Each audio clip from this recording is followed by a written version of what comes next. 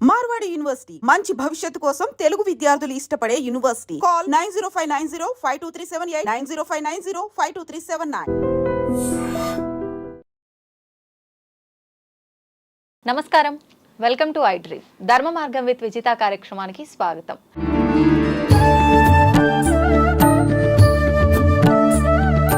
ప్రస్తుతం మనతో పాటు ఉన్నారు ప్రముఖ సామాజిక ఆధ్యాత్మికవేత్త లక్కరాజు నిర్మలమ్మ గారు. అమ్మగారితో మాట్లాడి మరిన్ని ఇంట్రెస్టింగ్ టాపిక్స్ అడిగి తెలుసుకుందాం. మంచి మంచి విషయాలు, మంచి మంచి కబుర్లు మాట్లాడుకుందాం. అమ్మ నమస్తే. నమస్తే. ఎలా ఉన్నారమ్మా? ఫైన్. చాలా సంతోషంగా ఉంది మీతో మాట్లాడుతున్నందుకు. మీతో చాలా చాలా విషయాలు మాట్లాడాలని ఉంది. తొందరగా మనం స్టార్ట్ చేసేసేద్దాం. అమ్మ, నేను విన్నాను మీరు విశ్వంతో మాట్లాడతారని చెప్పి, ప్రకృతితో మాట్లాడతారని చెప్పి. నిజంగా మాట్లాడడం సాధ్యపడుతుందా? ఈ విశ్వం మొత్తం ఒక ఎనర్జీ ఉంది, మనలో కూడా ఎనర్జీ ఉంది. భగవద్గీతలో మనకు చెప్తాడనమాట, పామరుణ్ణి మిగతా వాళ్ళని కూడా పెద్ద గురువులని ఒకే తీరుగా చూడాలి అని అంటాడు కదా, తరతరం భేదం లేకుండా. అలాగే ప్రతి వస్తువులో ఒక ఎనర్జీ ఉంటుందమ్మా. ఆ ఎనర్జీ లెవెల్స్ మన ఎనర్జీ. చెట్టు ఏడవడం మనం చూస్తాం. ఏడవటం, చెట్టుని ఎప్పుడైనా కట్ చేస్తే సారీ చెప్పి కట్ చేయాలి తెలుసా. ఆ కొమ్మ పెరగడానికి అది ఎంతో కష్టపడింది. కటా పువ్వులు తెంపుతారు, కఠినంగా కొమ్మలు కట్ చేసేస్తారు. అవి ఎంత బాధపడతాయో. అవును. అందుకని వాటిని తెంపేటప్పుడు థ్యాంక్ యూ సారీ, ఇది పూజ కోసం తెంపుతున్నాను, ఇది ఉపయోగార్థం తెంపుతున్నాను, ఇది వేరే వాళ్ళకి ఇబ్బంది కలిగిస్తుంది, సారీ అని చెప్పాలి వాటికి. పక్షులు కూడా మనతో మాట్లాడతాయి నాన్న. మన ప్రతి దేవుళ్ళ దగ్గర ఒక్కొక్క పక్షులను, ఒక నెమలి, ఎలక ఏంటి, వినాయకుడు ఏంటి, అలాగా అమ్మవారి దగ్గర సింహం, అలాగా ఎన్నో ప్రతి దేవుళ్ళ దగ్గర కూడా కొన్ని జీవాలను, పక్షులను మనం చూస్తాం. అవన్నీ కూడా మనతో మాట్లాడతాయి. మాట్లాడాలనే సత్సంకల్పము, హృదయం నిండా ప్రేమ ఉంటే ఈ విశ్వంలోని ప్రతిదీ మనతో మాట్లాడుతుంది నాన్న. అదే ఇవాళ లక్కీగా నువ్వు ప్రేమ గురించి అడిగావు. ఇవాళ వ్యాలంటైన్స్ డే. అవును. విశ్వాన్ని ప్రేమించడం అనేది, విశ్వవ్యాప్తమైన ప్రేమ కలగడం అనేది, అది భగవత్ సాక్షాత్కారం నాన్న.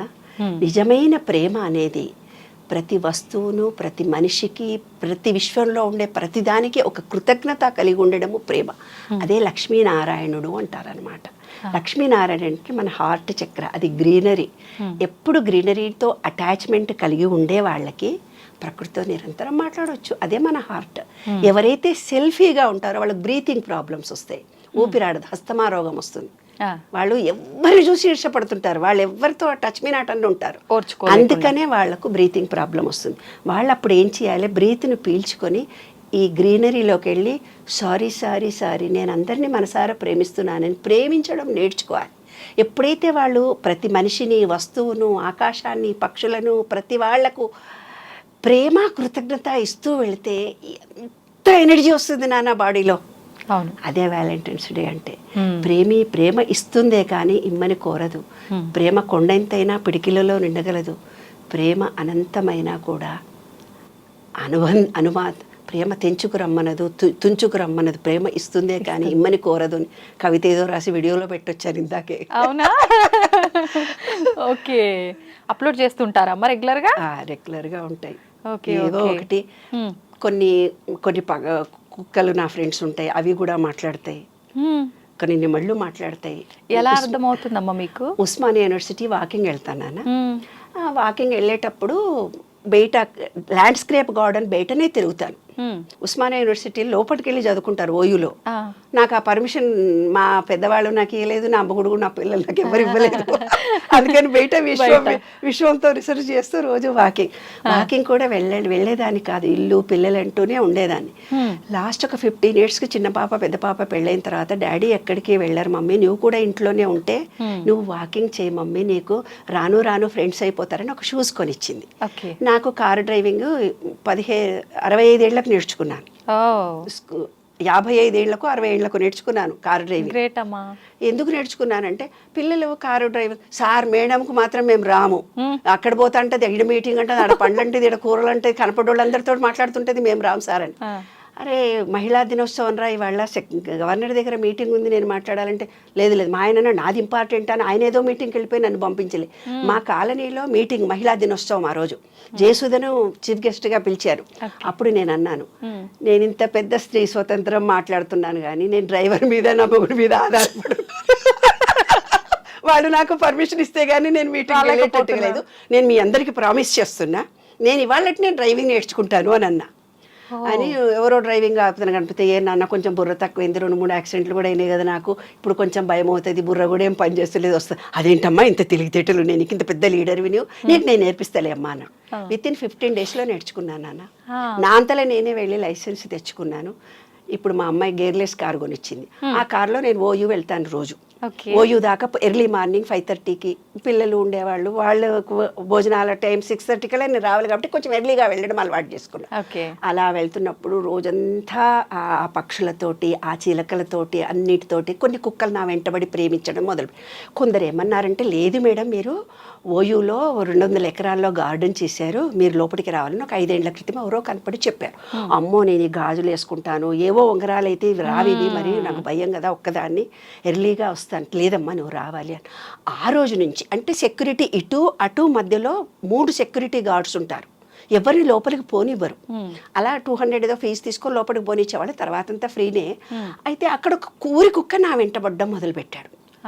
ఊరి కుక్క వస్తున్నాడు నా వెంట పడుతున్నాడు. వాడు నాకితే వాడికి ఇంజెక్షన్స్ ఇవ్వరు కదా నాకేమైనా జబ్బు చేస్తుందో అని నాకు భయం. 3 రోజులు 4 రోజులు సెక్యూరిటీ తోటి కొట్టిపించిన వాడిని కొట్టిచ్చేసి వద్దు అని వెళ్ళిపోతున్నా. అప్పుడు వాడు నాకంటే ఎక్కువ ఇంటెలిజెంట్. ఆ గేట్ కంటే నేను ఎక్కడ తిరుగుతానో నాకంటే ముందు వచ్చి నిలబడ్డాడు. నేను 5 కిలోమీటర్లు వెళ్తే 5 కిలోమీటర్లు నేను ఇట్లా కాసేపు కూర్చుంటాను మధ్య మధ్యలో ఆకులతో పక్షులతో నెమలతో చిగులకలతో మాట్లాడుతూ వాడు నా పక్కన కూర్చుంటాడు. నేను 2 గంటలకు పైన వస్తాడు, సాయంత్రం 4 గంటలకు పైన వస్తాడు, రాత్రి 7 గంటలకు పైన వస్తాడు. మరి వాడికి నాకు అనుబంధమే. అప్పుడు మా వాకర్స్ అందరు అన్నారనమాట, నేను ఒక్కదాన్ని వెళ్ళలేవని నీ విశ్వంతో చెప్పావు కదమ్మా ఆ రోజు ఈ ఓపెన్ గ్రౌండ్లో, అందుకని నీకు తోడు వచ్చాడు అని.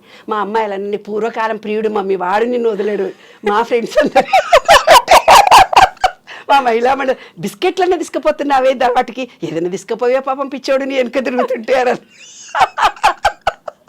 అని ఒకరోజు బిస్కెట్స్ చికెన్ ప్యాకెట్స్ వేరే కుక్కలకి తీసుకెళ్ళి వేస్తే తినడే.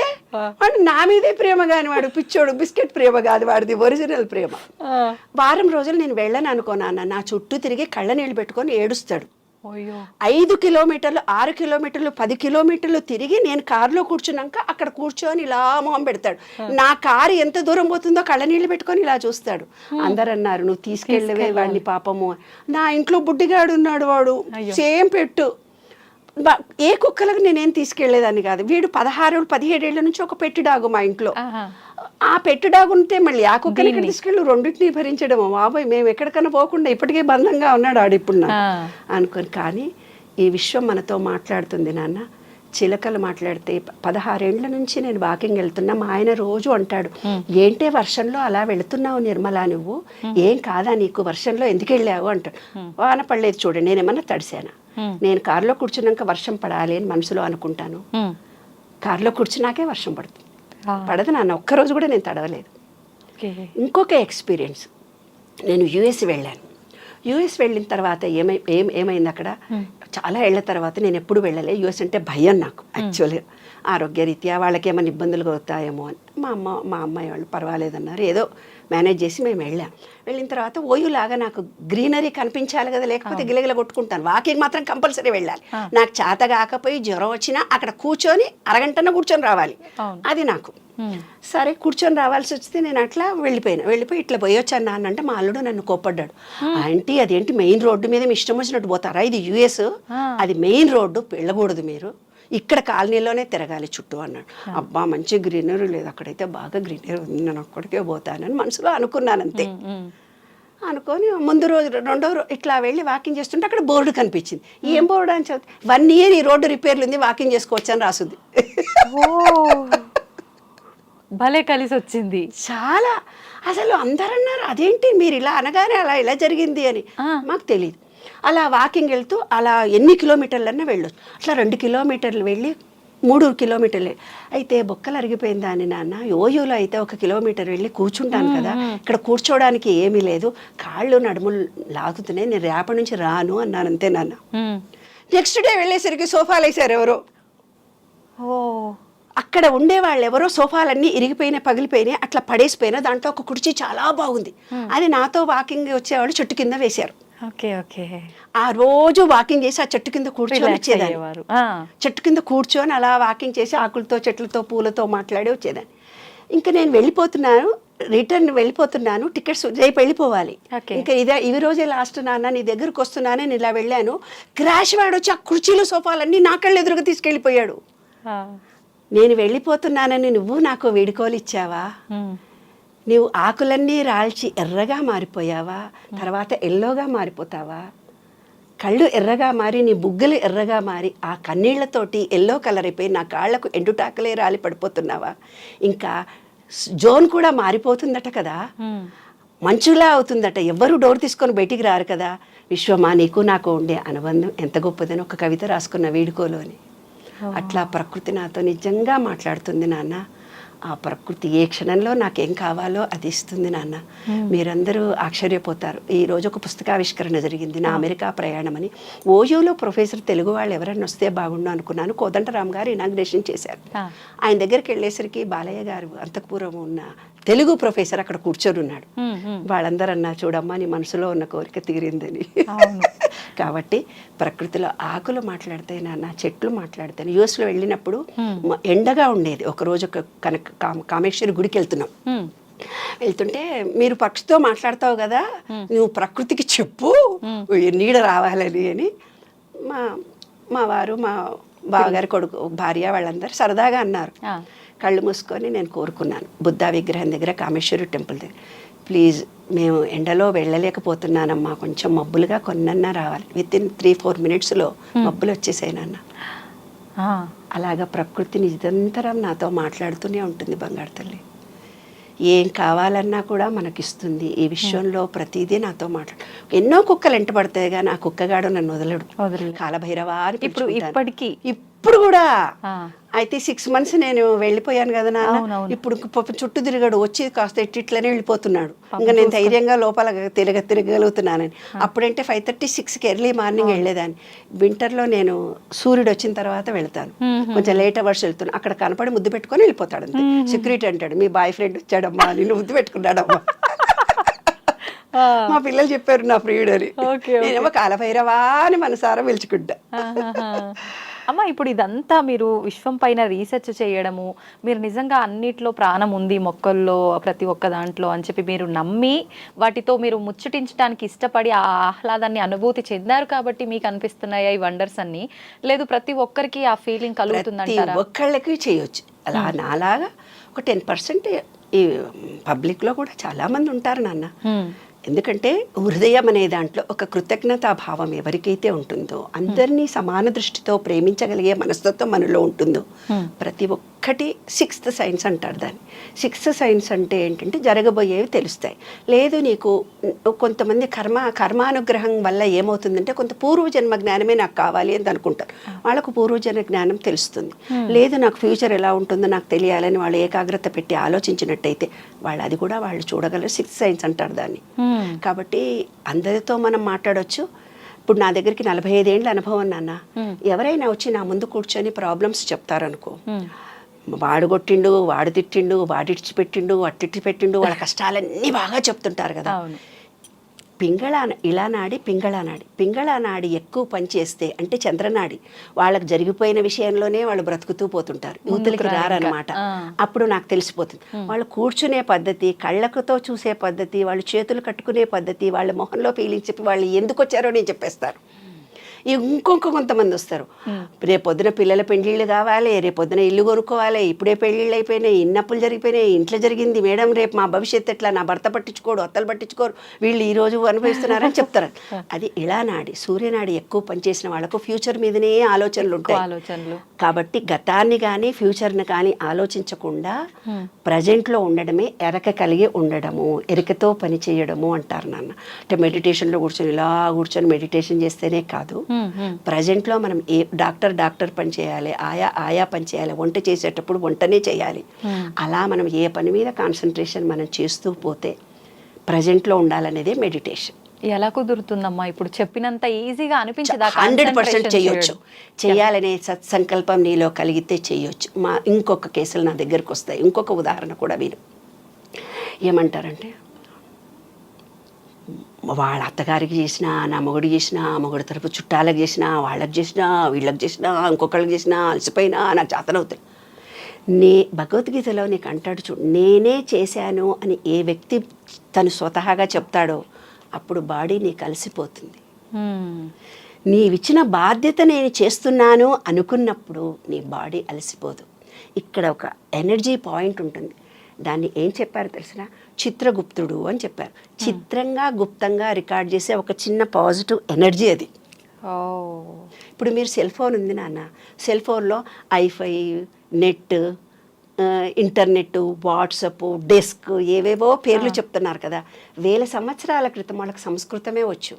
దాంట్లో వాళ్ళ టెర్మినాలజీ ఆత్మ, పరమాత్మ, కర్మ, ఇవన్నీ ఆధ్యాత్మిక భావాలతో వెలుగు, జ్ఞానము, ఆత్మ, పరమాత్మ, చిత్రగుప్తుడు. అదే చెప్పాను కదా నేను. సూర్యుడిలో 7 గుర్రాలను చూపించారు. 7 గుర్రాలను చూపించండి, దాని అర్థం ఏంటంటే విబ్జిఆర్లోని 7 రంగులు. మనం మూలాధారం, స్వాదిష్టం, మణిపూరకం, అనాహత, విశుద్ధి 7 రంగుల్లో ఉంటాయి. అవి క్లోజ్ అయిపోయినప్పుడు మనిషికి కష్టాలు వస్తాయి, రోగాలు వస్తాయి. అవి క్లోజ్ అయిపోతాయి. మన ఆలోచన విధానాన్ని బట్టి, కర్మ ఫలితం, మనం చేస్తున్న భావాలను బట్టి అవి క్లోజ్ అయిపోతాయి. అప్పుడే మనకు అన్ని రకాలైన ఎలర్జీలు, రోగాలు మనకు రావడం మొదలు.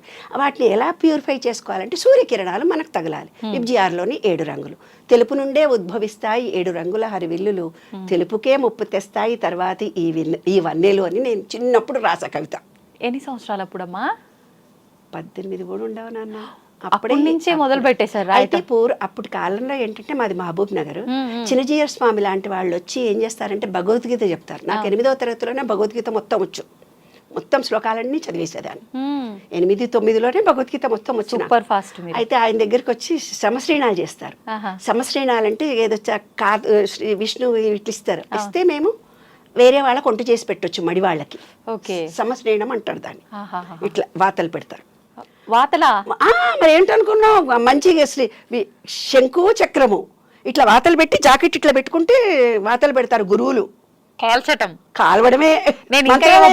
మంత్రాలయంలో వేస్తాడుగా చేతి మీద. మంత్రాలయం గుళ్ళో కూడా వాతలు వేడిది ఇట్లా చేతుల మీద వేస్తారు ఆయన గురువులు. మంత్రాలయంలో కూడా వేస్తారు. అప్పుడు ఇట్లా జాకెట్ ఇట్లా తీసి పెడితే ఈ భుజాల మీద వేసేవాళ్ళు మాకు. అప్పుడు ఆయన ఓ వేదమో కవిత్వం ఏదేదో చెప్తుంటే గురువు గారి దగ్గరికి పోయి నేను ఒక కవిత చదివా. చాలా అల్లరి పిల్లలు.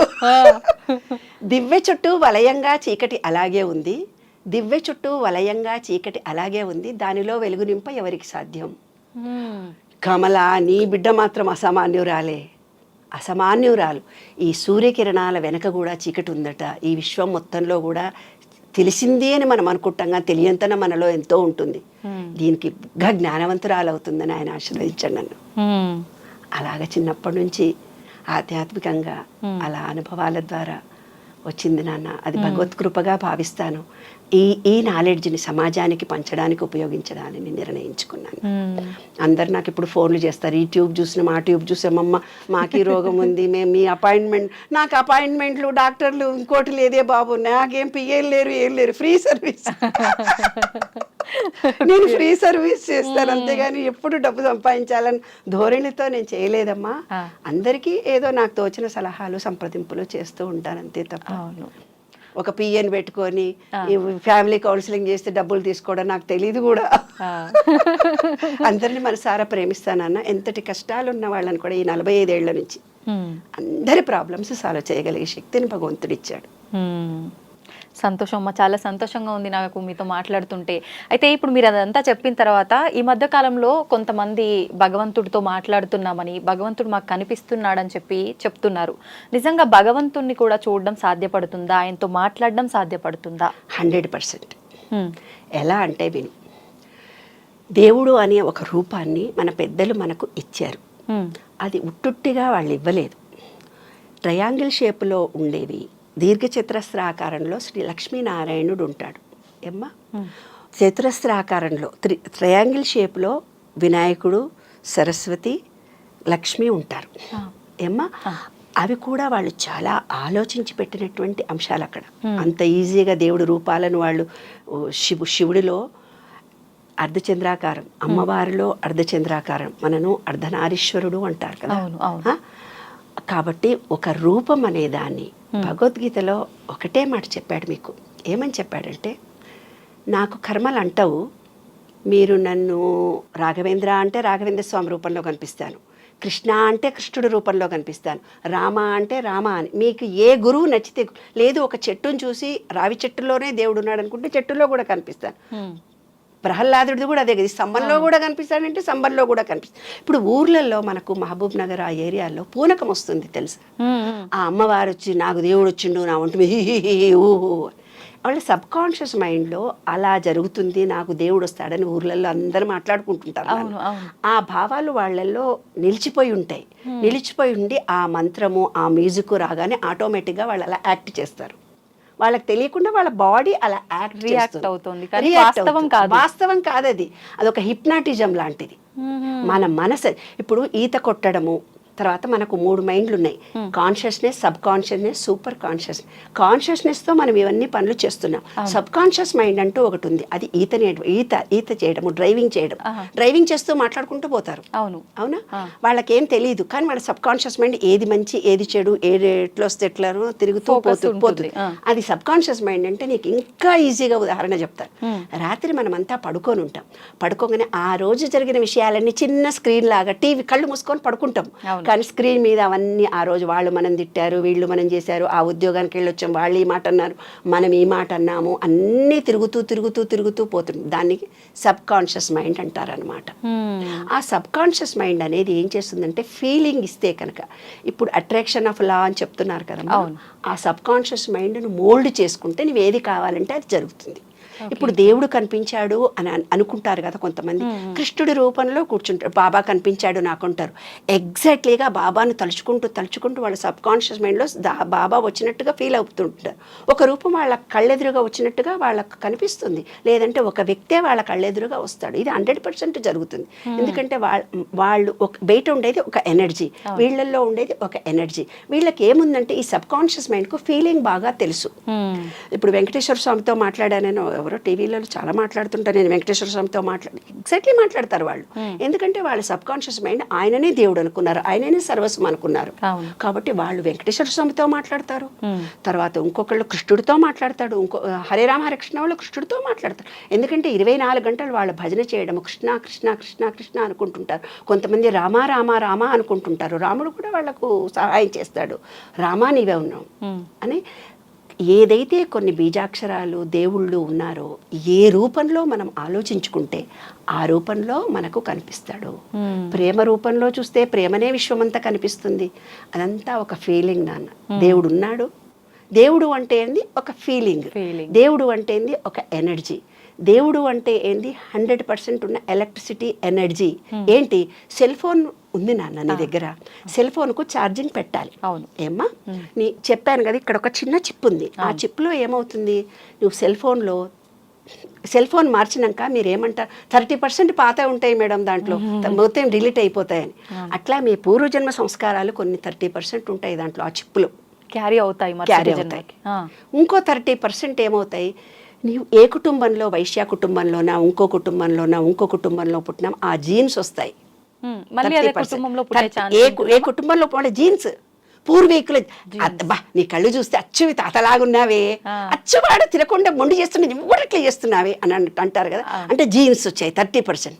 ఇంకో 30% మనం పెరిగిన ఎన్విరాన్మెంట్లో ఏర్పరిచిన మూఢనమ్మకాలు, విశ్వాసాలు, మనం పెంచిన పెద్దలు కింద పడతావే మీద పడతావే ఆడ దయ్యం ఉందే ఇలా పెంచినప్పుడు కొన్ని భయాలను ఏర్పాటు చేస్తారు. వాళ్ళే జీవితంలో ఓడిపోతూ ఉంటారు. కాబట్టి మనం పెరిగిన వాతావరణాన్ని బట్టి అదే ఒక విషయంలో నువ్వు ఎలా రియాక్ట్ అయ్యావంటే ఈ 3 నీ మీద ఆధారపడి ఉంటుంది. అయితే ఈ సెల్ ఫోన్ డిలీట్ అవుతుందని నేను చెప్తున్నాను. ఎట్లా ఛార్జింగ్ చేసుకోవాలని అంటున్నాను. సెల్ ఫోన్లో చిన్న పిన్స్ వేరే ఉంటాయి, ఒకటి చిన్న స్లిప్ ఉంటుంది. కొంతదానికి నీది నాకు ఛార్జింగ్ కాదు కొంచెం పెద్దగా ఉండాలి, ఛార్జింగ్ ఇది వేరే తీసుకురా అంటాము.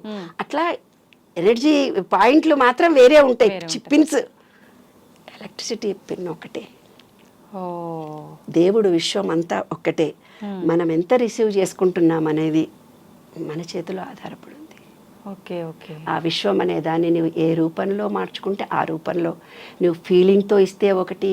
కొంతమంది భయాలతో ఉంటారు. మన పుష్కరాలలో చనిపోయారు, ఇంతమందిలో పోతాము ఎక్కడో యాక్సిడెంట్ అవుతుంది అనుకుంటూ పోతారు. ఆ సేమ్ అవే నెగిటివ్ వేవ్స్ తిరుగుతూ పోతుంటుంది, ఎనర్జీ లెవెల్స్ విశ్వం ఉంది. ఆ ఎనర్జీ నెగిటివ్ రాగానే వాళ్ళకి ఆటోమేటిక్గా జరిగిపోతుంది. ఓకే. థాట్ ఫీలింగే లైఫ్. అంటే మనం పాజిటివ్గా ఆలోచిస్తే అలాగే జరుగుతుంది, నెగిటివ్గా ఆలోచిస్తే అలాగే జరుగుతుంది. అందుకే కానీ అమ్మ, మనం ఎలా ఆలోచిస్తే అలా అంటున్నారు. మనకు బ్రహ్మ తలరాత ఒకటి రాస్తాడు, మన గత జన్మ ఆ కర్మలను బట్టి దాని ప్రకారమే అంతా జరుగుతుంది అంటారు కదా. మరి మన థాట్ ప్రాసెస్ని బట్టి ఎలా జరుగుతుంది? ఇక్కడ చూడు, నీవేమన్నావు ఇందాక, బ్రహ్మ తలరాత రాస్తాడు అని. అదే మన పెద్దవాళ్ళు అన్నీ చెప్పి, నేనేం కొత్తగా మాట్లాడట్లేదే బాబు. 30% కాదు, బ్రహ్మ అని అన్నావు. అవును. మన పెద్దలు ఏం చేశారంటే బ్రహ్మీ ముహూర్తంలో నీ తలరాత రాసుకో అన్నారు. బ్రహ్మ ముహూర్తంలో ఫస్ట్ థాట్ ఏది ఆలోచిస్తావు అదే నీ లైఫ్. బ్రహ్మ ముహూర్తంలో ఏర్పడినటువంటి ఆలోచననే ఆ రోజు నీ జీవితం. అంటే ముందుగా రాయబడింది ఏమీ లేదు, ఏ రోజు ముందుగా రాయబడినవి ఏంటి? నమ్మకాలు, విశ్వాసాలు నీతో వచ్చాయి. అబ్బా బయటంతా నా మూడు బాగానే తిరుగుతాడు, నా మొహం చూసేవారు గయ్యమంటాడు వీడు అంటామా అనవా? అంటాం. ప్రతి మనిషి నాతో మా అత్త కూడా అంతే, అందరితో బాగానే ఉంటుంది, నా మొహం చూసేవరకు ఇట్లా ఉంటుంది. ఎందుకబ్బా అందరితో బాగానే ఉంటాడు ఈయన అంటే. వాడికి ముందే పెళ్ళి అవుతున్నప్పటి నుంచే మగోడికి చెప్తారు, ఏ పెళ్ళ మాట వినకరా, అది ఎట్లా అంటుందిరా. ఆయన ఏం చేస్తాడు, భయపడుతూ మన దగ్గరకు వస్తాడు, తిడుతుందో ఏమో అని. మనం చెప్పిన మాట వినకూడదని ముందుగా తయారై ఉంటాడు. ఆయన భావాలు అవి. మన మొహం చూడంగానే మాట్లాడాడు, వినిపించుకోనట్టు నటిస్తాడు. చూసావా గట్టిగా అరిచిండు, మొహం చెప్పిన మాట 4 సార్లు కూడా వినడినా అంటే తను ఏర్పరచుకున్న భావాలతో అలా ప్రవర్తిస్తాడు. ఫీలింగ్, మనం ఏం ఫీలింగ్ ఇస్తామో అదే వాళ్ళు రియాక్ట్ అవుతారనమాట. జస్ట్ ఇంకొక ఉదాహరణ చెప్తాను, నీ తలరాత ఎలా రాసుకుంటున్నావని. బ్రహ్మ రాత అని చెప్తా. బ్రహ్మరాత అంటే నీ సబ్ కాన్షియస్ మైండ్కు ఫీలింగ్తో ఇస్తే అది జరుగుతుంది. Attraction of law. ఇప్పుడు వీళ్ళు ఏమవుతుంది, ఇప్పుడు ఒక అమ్మాయి పని మనిషి వస్తుంది మన ఇంటికి. పని మనిషి వచ్చి మామూలుగా మంచిగా పని చేయాలనుకుంటుంది. నువ్వు SMS ఏం చేసావు ఆమెకి? ఆమె వస్తుంటే ఆ దొంగ మున్నది వస్తుంది, నటించిపోతుంది అంతే, నాకు తెలియదు. ఇక్కడ వచ్చి ఇప్పుడు అక్కడ వచ్చి వేస్తుంది, ఓ 10 ఇంట్లో చేస్తుంది, దానికి కూడా ఒప్పుకుంటుందా ఏమన్నానా? ఏదో చేస్తుంది పోతుంది అను. అది నిజంగా మంచిగా చేయాలనుకున్న అమ్మాయి చేయకుండా పోతుంది. ఇప్పుడు చెప్పు, బ్రహ్మ నువ్వు ముహూర్తం ఆయన రాసిండా, నువ్వు రాసుకున్నావా? ఉంది. కాబట్టి చాలా సందర్భాల్లో చాలా విషయాలు మన చేతుల్లోనే ఉంటాయి నాన్న. మనలో ఉండే positive energy, positive thinking, positive ఫీలింగ్స్తో మనం పెరిగిన వాతావరణాన్ని బట్టి, మనం చదువుకున్న జ్ఞానాన్ని బట్టి ఎప్పుడు పాజిటివ్ మాట్లాడే వాళ్ళకి అన్నీ మంచి జరుగుతాయి నాన్న. నీ ఆలోచననే నీ జీవితం. బ్రహ్మరాయుడు నీ తలరాత నువ్వే రాసుకుంటావు. ఓకే అమ్మ, ఇప్పుడు బ్రాహ్మీ ముహూర్తంలో నువ్వు ఏదైతే జరుగుతోంది కొనసాగుతోంది అన్నారు, ఎందుకు అంత పవర్ ఆ బ్రాహ్మీ ముహూర్తానికి? నీవు ఈ సబ్ కాన్షియస్ మైండ్, నేను చెప్పాను పడుకునే ముందు అదంతా రికార్డ్ చేసుకొని వెళ్ళిపోయింది. అయితే పూర్వీకులు ఏం చెప్పారంటే రాత్రిపూట ఈ విశ్వానికి అదంతా రికార్డు వెళ్ళిపోతుంది, అది రికార్డ్ చేసుకుంటుంది అని అన్నారు. అలా రికార్డ్ అయిపోయిన తర్వాత అది డీప్ స్లీప్లోకి వెళ్ళిపోతాం. అంటే నీ సబ్ కాన్షియస్ మైండ్ నిద్రపోతుంది, రెస్ట్ తీసుకుంటుంది. ఆ ఎర్లీ మార్నింగ్ అవర్స్లో ఆల్ఫా మన బాడీలో ఉండే ఎనర్జీ లెవెల్స్ హై పిచ్లో ఉంటాయి. నువ్వు ఏ థాట్ చేస్తే, అందుకే తెల్లవారుదాం లేచి చదువురా బాబు అంటారు. అవును, ఆ చదివిన జ్ఞానం ఖచ్చితంగా ఉంటుంది అని అంటారు. ఫస్ట్ థాట్, ఫస్ట్ అవర్లో వాతావరణం కూడా ఎంత ఎనర్జీగా ఉంటుందంటే ఆ వాతావరణంలో పాజిటివ్ ఎనర్జీ బాగా ఉంటుంది. ఆ వాతావరణంలో మనము థాట్ చేసి మనం ప్రశాంతంగా కూర్చొని దేవుడు పూజ చేసినా, మెడిటేషన్ చేసుకున్నా, సబ్జెక్టు చదువుకున్నా, ఏమన్నా రాసినా అన్నీ కూడా పర్ఫెక్ట్గా ఉంటాయి. ఆ థాటే ఆ రోజు మొత్తం నీ జీవితం. ఓకే, ఇప్పుడు పూజ అన్నారు, ఆ సమయంలో పూజ అని చెప్పన్నారు. నిజంగా ఆ సమయంలో పూజ చేస్తేనే ఎక్కువగా ఫలితం ఉంటుందా, లేదు మనం నార్మల్గా ఎప్పుడు వీలైతే అప్పుడు చేస్తే కూడా ఫలితం ఉంటుందా? ఇంకొకటి, ఈ మధ్య కాలంలో చాలామంది ఇంట్లో యజమాని మగవారు పూజ చేస్తేనే ఎక్కువ ఫలితం ఉంటుంది అని చెప్పి అంటున్నారు. ఇంటికి ఇల్లాలు, ఇంటికి దీపమే ఆడ మనిషి అని అంటుంటారు. అయితే మరి తను చేస్తే ఎందుకు ఉండదు ఆ ఫలితం? నాన్న, ఇది స్త్రీనా పురుషుడా అంటూ ఏమీ ఉండవు నాన్న. భార్యాభర్తలు ఇద్దరు భార్యాభర్తలు ఉన్నారనుకో నాన్న, భర్త నుంచి భార్యకు, భార్య నుంచి భర్తకు ఏమైనా జబ్బులు రావడం నువ్వు విన్నావా? ఏ సైన్స్లోనన్నా ఉందా? భార్యాభర్తలు కదా, హృదయాలు వేరైపోయినా ఒక్కటే శరీరం అనుకుంటున్నామే. పక్కింటికి పోయి వాళ్ళ ఎలర్జీ ఈమెకు వచ్చి దగ్గు జలుబు వచ్చింది, వాళ్ళదేదో రోగం ఈమెకు వచ్చింది అని ఎన్నో అంటాం మనం పిల్లలకి. భార్యాభర్తలు ఇద్దరిది ఒకళ్ళది ఒకళ్ళకి ఎందుకు రాదు నాన్న? రాదుగా. రాదు. ఎందుకనమ్మా? అదే అంటే ఈయన జీవితం ఈయనదే, ఆమె జీవితం ఆమెదే. పూర్వీకులు మనకేం చెప్పారంటే అర్ధనారీశ్వరుడు అని శివుడికి చెప్పాడు. అంటే ఇటంతా కూడా శివుడు ఉంటాడు, ఇటంతా కూడా అమ్మవారు ఉంటుంది, మనకు కూడా ఉంటుంది అర్ధనారీశ్వర తత్వం. ఇదంతా పురుషతత్వం ఉంటుంది, ఇక్కడంతా స్త్రీతత్వం ఉంటుంది. పురుషుడికి కూడా అలాగే ఉంటుంది. ఆయన కూడా పురుషతత్వం స్త్రీతత్వం. ఈ విశ్వ నియమాల్లో అదొక రహస్యం ఏంటంటే ప్రతి మనిషి ఈ విశ్వం మొత్తంలో స్త్రీ లక్షణాలు పురుష లక్షణాలు రెండు ఉంటాయి. పురుషుడికి పురుష లక్షణాలు ఎక్కువ ఉంటే స్త్రీ లక్షణాలు తక్కువ ఉంటాయి. కొంతమంది పురుషులకి స్త్రీ లక్షణాలు ఎక్కువ ఉంటే ఆడపిల్లలాగా ఏడుస్తున్నావేనరా, అంత ఆడపిల్లలాగా చూసి భయపడుతున్నావే అంటే స్త్రీ లక్షణాలు అబ్బాయికి పుట్టుకతోటి ఎక్కువ ఉన్నాయి.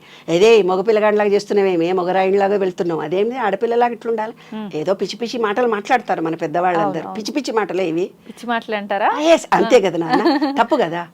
ఆడపిల్లగా ఉండు, అణిగిమణిగి ఉండు, ముగరాయిలాగా నడవకు, ఇలాంటి చిన్న చిన్న ఇవన్నీ పిచ్చి మాటలే. అంటే అప్పటి కాలంలో అలా ఉంది కాబట్టి అవే మాటలు మనకొచ్చే, మనం మన తర్వాత తరాన్ని కూడా అందిస్తున్నాం. కాబట్టి అలా అందించడము అంటే ఏంటంటే స్త్రీ పురుష లక్షణాలు రెండూ ఉంటాయి. స్త్రీనే, పురుషుడు పురుషుడే. ఆయన పుణ్యం నీకు, నీ పుణ్యం ఆయనకు రాదు. కానీ పురుషుడు అనే దానికి ఆయన చేసినటువంటి పుణ్యం, పూజ చేయకపోయినా, ఆయన చేయకపోయినా, నీవు చేయకపోయినా, ఎవరింట్లో దీపం పెట్టినా జరుగుతుంది, మంచిగా జరుగుతుంది. కానీ పురుషుడు చేసిన పాపం బిడ్డలకు వస్తుంది. పురుషుడు చేస్తే పుణ్యం పెళ్ళానికి పోతుంది. స్త్రీకి తను చేసింది తనకే వస్తుంది. ఓకే. నేను రాసిన అమెరికా అనుభవాల్లో అందులో ఒక స్టోరీ రాశాను. నాకు అమెరికాలో ఒక కేసు నా దగ్గరకు వచ్చింది. ఏమని వచ్చింది తెలుసా నాన్న? అమ్మ, నేను అపురూపంగా పెంచాను నా కూతురిని, ఆడపిల్లలు కావాలి కావాలి అనుకున్నా, చేతుల్లో పెట్టి పెంచుకున్నాను. అది ఏది కావాలంటే అన్ని కోరికలు తీర్చాను. నాకు నా బిడ్డంటే అపురూపం అపురూపం అపురూపం.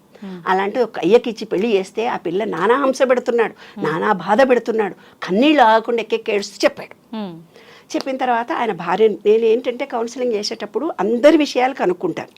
ఆ భార్యను పిలుస్తాను, ఆ అమ్మాయిని కూడా పిలుస్తాను, వాళ్ళ భర్త విడివిడిగా మాట్లాడతాను, సపరేట్గా మాట్లాడి కౌన్సిలింగ్ ఇస్తాను. ఆయనను కూడా తండ్రిని కూడా పిలిచి భార్యను కూడా పిలిచి సపరేట్గా అడిగారు. అమ్మ ఏంటి, ఏం సంగతి, ఎలా ఉన్నారు, నీకు కూడా పాప అంటే ఇష్టమా, ఏం సంగతి అని అడిగాను. అడిగితే ఆ అమ్మాయి ఏం చెప్పింది తెలిసిన? అమ్మ, మా నాన్న కూడా నన్ను అపురూపంగా పెంచాడు, కానీ పెళ్ళైనప్పటి నుంచి నా కట్నం డబ్బులు తీసుకురాపో, మా అమ్మలాగా నీవు వంట చేయవు, మా అమ్మలాగా నీవు ఇట్లా తిరగవు, మా అమ్మ ఇట్లా యాక్టివ్గా చేస్తే చూడు, మా చెల్లెలు చూడు అంత దూరం పోయి నడిచొచ్చింది అని ప్రతిదానికి కంపేర్ చేసేవాళ్ళు. నా శక్తి నాకుంటుంది, ఆమె శక్తి ఆమె. నేను ఏడవని రోజంటూ లేదమ్మా.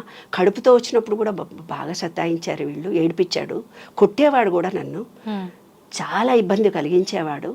అయినా నాకు వేరే వెళ్ళే అవకాశాలు లేక ఆయనతో కాపురం చేశానమ్మా.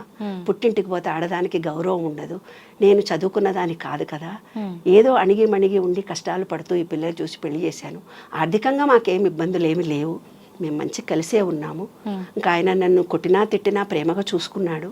కొంచెం బిడ్డలు పుట్టినప్పటి నుంచి ఆయనలో పరివర్తన కలిగింది అని. అప్పుడు ఆ అబ్బాయిని పిలిచి నేను చెప్పాను అనమాట. ఆ ఇద్దరు జంటలు ఇద్దరిని కూర్చుని పెట్టాను. తండ్రి ఎలా ప్రవర్తించాడో కూతురుకి ఆ కష్టం వస్తే వీడు ఆ బాధ తెలుస్తుంది. అవును. కాబట్టి నీ భార్యను నువ్వు ఎంత హరాస్ చేశావో ఆ బాధ అంతా ఇప్పుడు పడి ఏడుస్తున్నావు 5 ఏళ్ల నుంచి. ఆ కొత్త జవంటకు కూడా నేను చెప్పాను, నాన్న నా మాట మీద విశ్వాసం ఉందా బంగారు తండ్రి, తండ్రి చేసిన పాపం ఏదుందో బిడ్డలకు వస్తుంది. తండ్రి అనామకంగా సంపాదించిన సంపాదన, డాక్టర్ల పిల్లలు, పోలీస్ ఆఫీసర్ల పిల్లలు సుఖపడరు. ఎంతో క్రిమినల్గా ఎంతో కొట్లాడి సంపాదించిన డబ్బులు ఉంటాయే, కొడుకులు అనుభవించారు, వాళ్ళకు పెళ్ళిళ్ళు కావు. పెళ్ళిళ్ళైనా పిల్లలు పుట్టరు, పిల్లలు పుట్టిన యాక్సిడెంట్లో చచ్చిపోతారు. ఇవన్నీ జరగడానికి తండ్రులు వాళ్ళు సంపాదించిన ఆస్తిని వాళ్ళు చేసినటువంటి కార్యక్రమమే వాళ్ళ పిల్లలకు వస్తుంది నాన్న. కాబట్టి కర్మ అనేది ఎలా జరుగుతుందంటే 7 తరాలలో జరిగినటువంటి 7 తరాల వరకు ఆ పాపం ఉంటుంది. ఒక తాత ముత్తాత ఆ తాత చేసిన పాపము ప్రతిదీ వాళ్ళ వంశం అనుభవించాల్సిందే, వాళ్ళ పిల్లలు అనుభవిస్తారు. స్త్రీనా పురుషుడా అనేది వాళ్ళు ఎవరినైతే కష్టపెట్టినారో దాన్ని బట్టి వాళ్ళు ఎంత ఈ విశ్వం భగవద్గీతలో చెప్పింది కూడా ఇదే. నువ్వు విశ్వంలో ఏం చేసి రికార్డ్ చేసుకున్నావో అదే నీకు వస్తుంది. నువ్వు కష్టాన్ని ఇచ్చావు, వాళ్ళని కష్టపెట్టావు, ఆ కష్టం నువ్వు అనుభవిస్తావు. అంటే చర్య ఈజ్ ఈక్వల్ టు మైనస్ ప్రతిచర్య. అంతే. సైన్సే ఇది. మళ్ళీ అవును, ఆధ్యాత్మికత కాదు, ఏమీ కాదు. భగవద్గీతలో కూడా చెప్పింది అది. కర్మ నీది నీవు అనుభవిస్తావు, నాకు కర్మ అంటదు. నువ్వేం చేస్తావో అది నీవే అనుభవిస్తావు. 7 తరాల నుంచి జీన్స్ వచ్చింది, వాళ్ళతో పాటు ఈ పాపాలు వచ్చినాయి, వాళ్ళతో పాటు ఈ కాస్త వచ్చింది. విముక్తి లేదా అమ్మ దాని నుంచి? ఉంటుంది. ఎలా ఉంటుందంటే దానికి కొన్ని టెక్నిక్స్ ఇచ్చారు. ఏమిచ్చారు? నాగదేవతకు పూజ చేయండి, నాగదోషము.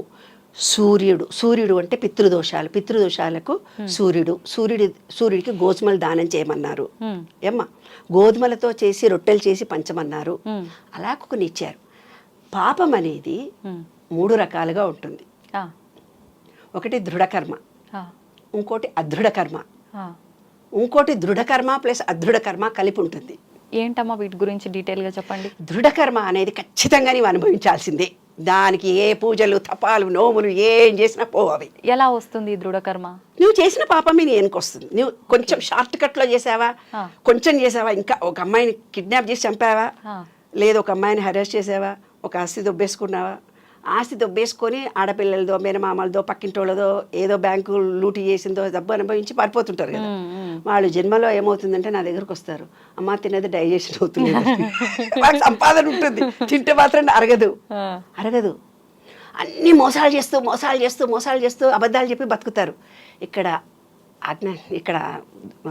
ఈ చక్రం ఉంది, ఇక్కడ మూలాధారం విశుద్ధి చక్రం. అంటే అది కరెక్ట్గా నిజం మాట్లాడాల్సినప్పుడు అది మాట్లాడని అది గొంతు మూసుకుపోతుంది.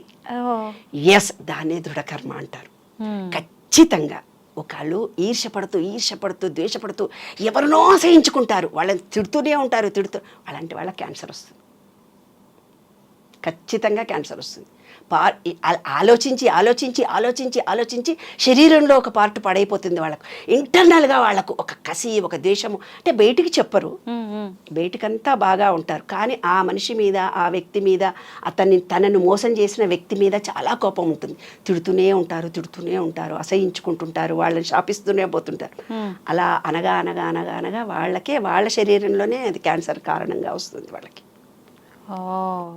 అంటే మనలో మనమే ఒకటి క్రియేట్ చేసుకుంటున్నాం రోగాన్ని. అంటే ఇప్పుడు ఇంకొక కేసు చెప్తాను.